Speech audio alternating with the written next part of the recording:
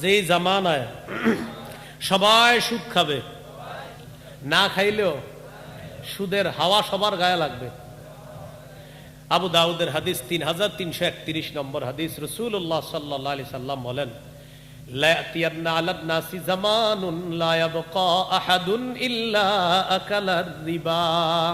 এমন একটা সময় আসবে আমার উম্মতের উপর সবাই সুদ খাবে, ওয়া ইল্লাম ইয়াকুলহু, সদায় যদিও সুদ না খায়, আসাবাহু মিন বুখারিহি, সুদের হাওয়া সবার গায়ে লাগবে।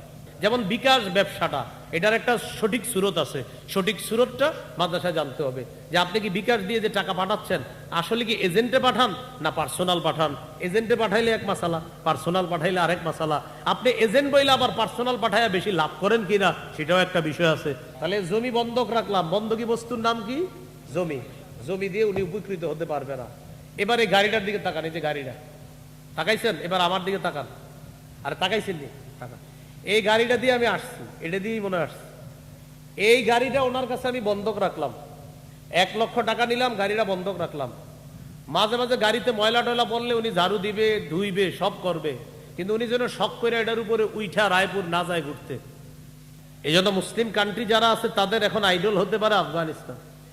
3 বছর আগে তাদেরকে কেউ স্বীকৃতি দিতে চায় নাই, এখন তাদের কাছে গিয়ে নত হওয়ার জন্য চুপে চুপে তাদের কাছে নত হতে চায়। আফগানিস্তান বলে গোনার টাইম নাই, যতবার কিনারায় যায় ততবার পাথর মারে, আবার মাঝখানে চলে যায়। আমি বললাম, জিবরিল এটা কে? জিবরিল আমিন জবাব দিলেন, আল্লাযী রাআইতাহু ফিন নাহরি আকিলুর রিবা। হুজুর, যারা নদীতে দেখলেন এটা হলো সুদখোর, কিয়ামত পর্যন্ত সাঁতার কাটবে, নদীর কিনারায় আসতে পারবে না।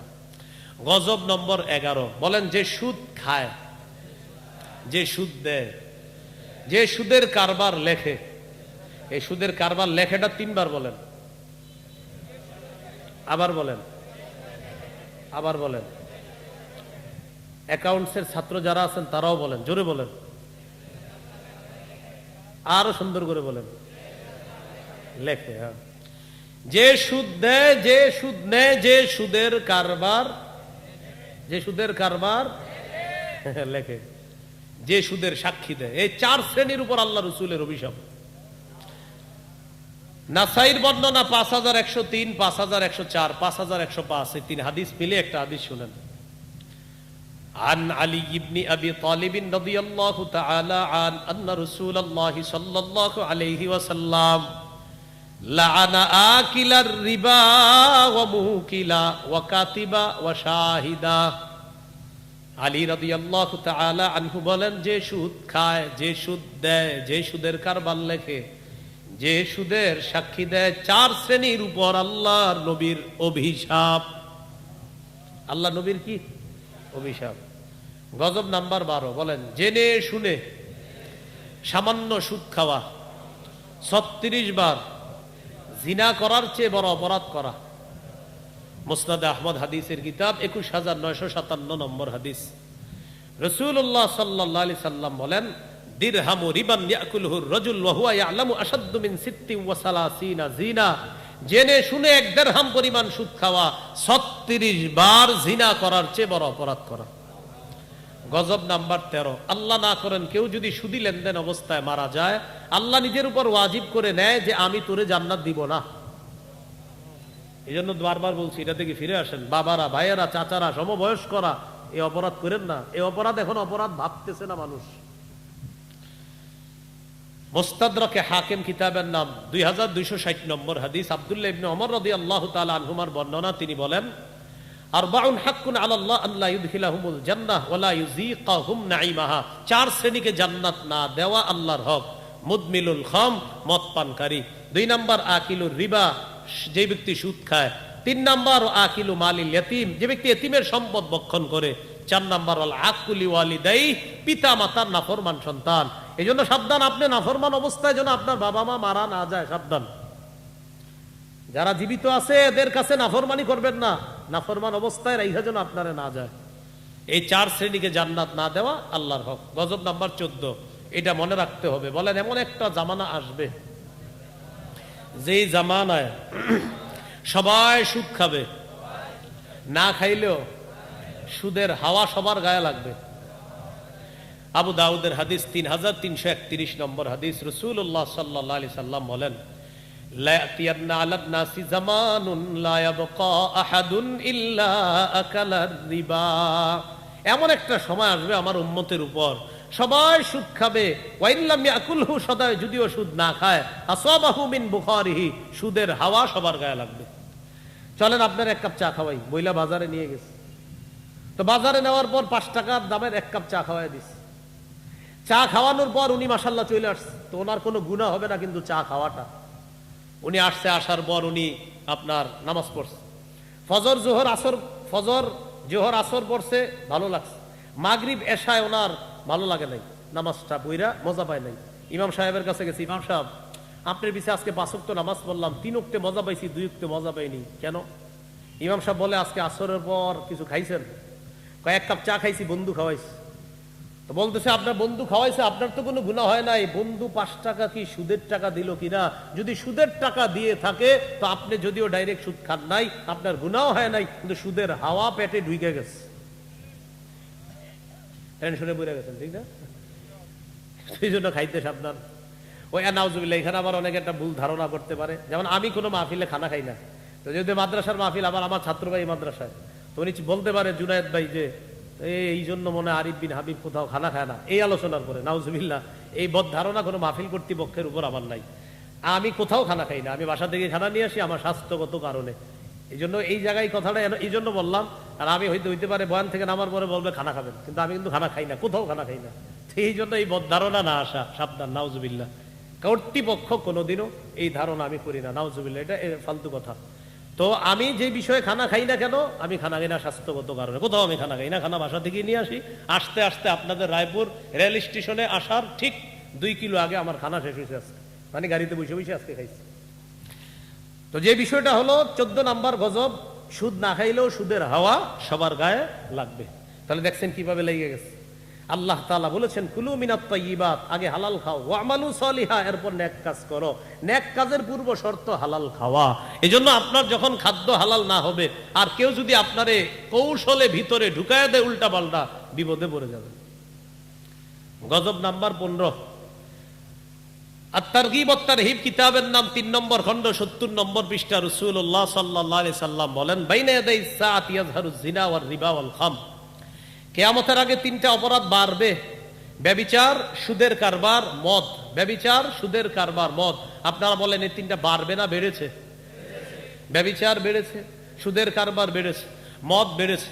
এখন গাঁজা যারা খায় তারা মনে মনে কয় মদে না বাড়ছে, গাঁজা তো বাড়ে নাই, মানে কিন্তু না, মদ দ্বারা উদ্দেশ্য মাদক দ্রব্য, ইয়াবা, বাবা, গাঁজা, হিরোইন, ফেন্সিডিল, আফিম, কানাডা ড্রাই, মাস্তুদ, শ্যাম্পেন, ডাইল ইত্যাদি যা আছে সব ভ্যানের চিপায় চুপায় দোকানের পিছে বৈশা যা টানা হয় সব এগুলা মাদক দ্রব্য। নবীজি বলছে বাড়বে। এগুলা কি বাড়বে না বেড়েছে? তো সাবধান, সাধারণ ওই যে যারা আপনার মাদক দ্রব্য নিতেছেন, আপনি কিন্তু বাইচে যান নাই, আপনি ওইটার মধ্যে আছেন। এগুলো গজব নাম্বার 15। গজব নাম্বার 16, সর্বশেষ গজব। বলেন সুদের শেষ পরিণতি ভিক্ষা। ওই এটা আগে বলছি, সুদের শেষ পরিণতি কি? ভিক্ষা। ইবনে মাজার 2279 নম্বর হাদিস, নবীজি বলেন, মা মিন আহাদিন আকসারা মিনার রিবা ইল্লা কানা আকিবাতু আমরিহি ইলা কিল্লা। যে ব্যক্তি সুদ বেশি বেশি খায়, জানায়া দিও তার শেষ পরিণতি হবে কমে যাওয়া। সে যদিও ভিক্ষার অবস্থা না দেখে, ওর পরবর্তী প্রজন্ম নিশ্চিত বিপদে পড়বে। আমি নবী বলে গেলাম, ওরে জানায়া দিও। আল্লাহ আমাদেরকে হেফাজত করেন। সর্বশেষ কথা, যেটা বলার পর অনেকে আপনারা কল্পনা করতে পারবেন না যে আপনি পুরো বয়ানটা করছেন, ঠিক আছে, সর্বশেষ এটা না করলেও পারতেন, কিন্তু এটা আমি করব। এটা শুনেন, আমি আপনারা 1 ঘন্টা জমি দিছি, 1 ঘন্টা জমি। এই জমি 1 বছর আপনি আপনার কাছে রাখবেন, বন্ধক দিছি। এটা একটা জমি, এটা 1 বছর আপনার কাছে বন্ধক রাখলাম, 1 লক্ষ টাকা নিলাম। 1 বছর পর 1 লক্ষ টাকা দিয়ে দিব, জমিটা ফেরত দিয়ে দিবেন। খায়নি? সুদ। জমি চাষাবাদ করেন, আর আপনার আবার দিয়ে আওয়াজ হালকা হয়ে গেল। জমি চাষাবাদ করেন, সুদ। আগে নিয়ম শিখেন, বলেন বন্ধকি। আরো জোরে, আরো জোরে। বন্ধকি বস্তু দিয়ে উপকৃত হওয়া জায়েজ নাই। আবার বন্ধকি বস্তু দিয়ে উপকৃত হওয়া, সবাই বলেন, সবাই বলেন। তাহলে জমি বন্ধক রাখলাম, বন্ধকি বস্তুর নাম কি? জমি। জমি দিয়ে উনি উপকৃত হতে পারবে না। এবার এই গাড়িটার দিকে তাকান, এই যে গাড়িটা তাকাইছেন, এবার আমার দিকে তাকান, আর তাকাইছেন নি তাকান। এই গাড়িটা দিয়ে আমি আসছি, এটা দিয়েই মনে আসছি। এই গাড়িটা ওনার কাছে আমি বন্ধক রাখলাম, 1 লক্ষ টাকা নিলাম, গাড়িটা বন্ধক রাখলাম। মাঝে মাঝে গাড়িতে ময়লা টয়লা পড়লে উনি ঝাড়ু দিবে, ধুইবে, সব করবে, কিন্তু উনি যেন শখ করে এটার উপরে উইঠা রায়পুর না যায় ঘুরতে। হ্যাঁ, বন্ধক রাখছি না, এটা দিয়ে উনি উপকৃত হতে পারবে না। আব্দুল্লাহ ইবনে মাসউদ রাদিয়াল্লাহু তাআলা আনহুর কাছে একজন গেছে, যাওয়ার পর বললেন, ইন্নী আসলাফতু রাজুলান 500 দিরহামিন ওয়া রাহানানি ফারাসা, আমি এক ব্যক্তিকে ঋণ দিছি 500 দিরহাম, আমার কাছে একটা ঘোড়া বন্ধক রাখছে। আব্দুল্লাহ ইবনে মাসউদ রাদিয়াল্লাহু তাআলা আনহু বললেন, ঘোড়ার উপরে তুমি চড়ো বা কাউকে চড়াও, যদি তুমি নিজে ঘোড়ার উপরে উঠো বা কাউকে উঠাও, এই উঠো বা উঠাওটা হবে সুদি কারবার, কারণ বন্ধকি বস্তু হলো ঘোড়া, এটার শরীরে ময়লা লাগলে গোসল টোসল সব ঠিক আছে, কিন্তু উইঠা নিজে আরাম করা যাবে না, বা বাচ্চাকে উঠায়া আনন্দ দেওয়া যাবে না, কারণ এটা বন্ধকি বস্তু। করবেনটা কি? ভাড়া দিবেন। বলেন কি করবেন? ভাড়া, জমি ভাড়া দিবেন। আপনারে আমি জমিটা দিলাম, 1 বছর খাইবেন, 20,000 টাকা দিবেন আপনি, বা 7 টাকা পাইবেন না, 1 বছর পর জমি দিয়ে দিবেন, আপনার কাছে এটা ভাড়া দিলাম আমি, এই 20,000 টাকা আমি আর ওনারে দিব না, এটা হলো ভাড়া। এই সিস্টেম জায়েজ আছে।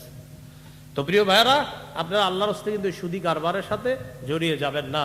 এই জন্য আপনারা অনেকে ব্যবসা শুরু করেন বিভিন্নভাবে। এই মাদ্রাসা আছে এখানে, আরো আশেপাশে রায়পুরে বড় বড় মাদ্রাসা। আগে মাদ্রাসায় যাবেন, আলেমদের সাথে বসবেন, কথা বলবেন যে হুজুর আমি তো এরকম একটা ব্যবসা শুরু করতে চাইতেছি, আমার এই ব্যবসা কি হালাল না হারাম, আপনি যদি একটু আমারে বলেন তাহলে আমি ব্যবসাটা শুরু করতে পারি। কারণ অনেক সময় ব্যবসার মধ্যেও কিছু উল্টাপাল্টা বিষয় অনেকে ঢুকিয়ে দিবে আপনারে না বুঝা। যেমন বিকাশ ব্যবসাটা, এটার একটা সঠিক সুরত আছে, সঠিক সুরতটা মাদ্রাসায় জানতে হবে, যে আপনি কি বিকাশ দিয়ে যে টাকা পাঠাচ্ছেন আসলে কি এজেন্টে পাঠান না পার্সোনাল পাঠান। এজেন্টে পাঠাইলে এক মাসালা, পার্সোনাল পাঠাইলে আরেক মাসালা।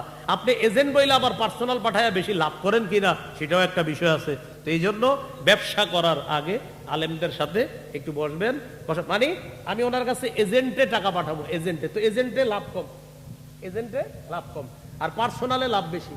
তাহলে আমি তো এজেন্ট, আমি ব্যবসায়ী কি এজেন্ট, তো এজেন্টে পাঠাবো, পাঠাইছি পার্সোনালে, তাহলে এজেন্টের লাভ কম, পার্সোনালে বেশি। এই যে পার্সোনালে বেশিটা করতেছেন, এটা কি সঠিক হচ্ছে কিনা, এটা একটু আলেমদের কাছ থেকে আপনি বসতে হবে। আপনি কোন সুরতে বিকাশ ব্যবসা করেন, আপনি কোন সুরতে নতুন নতুন বিভিন্ন ব্যবসায় জড়িয়ে যাচ্ছেন, এগুলো আলেমদের কাছ থেকে জানতে হবে।